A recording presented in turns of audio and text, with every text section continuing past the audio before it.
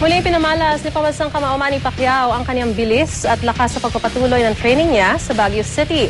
Ang resulta, ang bago niyang sparring partner, nagkapasa. Mula sa Baguio City, may ulat on the spot si Mark Zambrano. Mark, kumusta na ang spar partner ni Manny Pacquiao? Maris, pakitang gilas kahapon nga sa ikalawang araw ng sparring session. Ang ating pambansang kamao na si Manny Pacquiao, tulad ng nabanggit mo, nagkaroon na naman ng pangalawang pasa. Ito kanyang sparring partner na si Ruslan Provodnikov. Mas mabilis, mas agresibo at mas determinadong Manny Pacquiao ang nasaksihan ng lahat sa ikalawang araw ng sparring ng pound-for-pound king kahapon sa Shape Up Boxing Gym dito sa Baguio City. Sa bawat araw na nagdaan, tila nanunumbalik ang kondisyong kinatatakutan sa boxing world. Sa bilis ni Pacquiao, hindi maiwasan ng Russian sparmate niya na si Ruslan Provodnikov na saluhin ng napakaraming suntok mula kay Pacquiao sa loob ng 4 na rounds. Nagkaroon na naman tuloy ng pasa sa ilalim ng kanyang kaliwang mata ang Ruso. Gustong-gusto naman ni Coach Freddie Roach ang pinapakita ng pambansang kamao. Pretty good day, you know, he's a little bit sore. We've had a real tough first 2 weeks, and he's a little stiff in his shoulders, a little bit, bother him a little bit, but overall, I was happy. He was very good.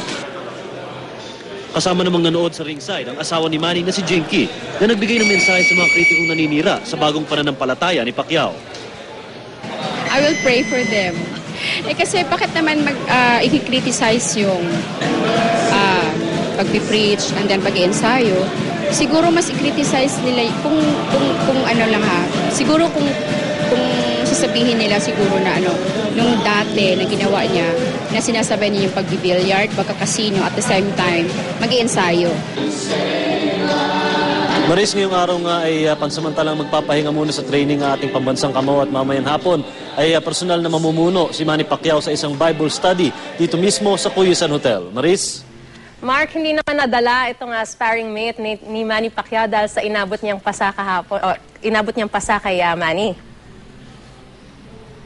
Actually, alam mo, ang nakakatawa dyan, Maris, na gustuhan pa nga niya. Dahil nung una namin siya nakausap nung dumating siya, excited na excited siyang makatapat. Ito si Manny Pacquiao. At nung tinanong namin kung kaya niyang tanggapin yung mga suntok ni Manny, sabi niya kahit naman sino sigurong boksingero, basta si Manny Pacquiao ang magbibigay ng pasa, tatanggapin niya, Maris. Alright, maraming salamat, Mark Zambrano.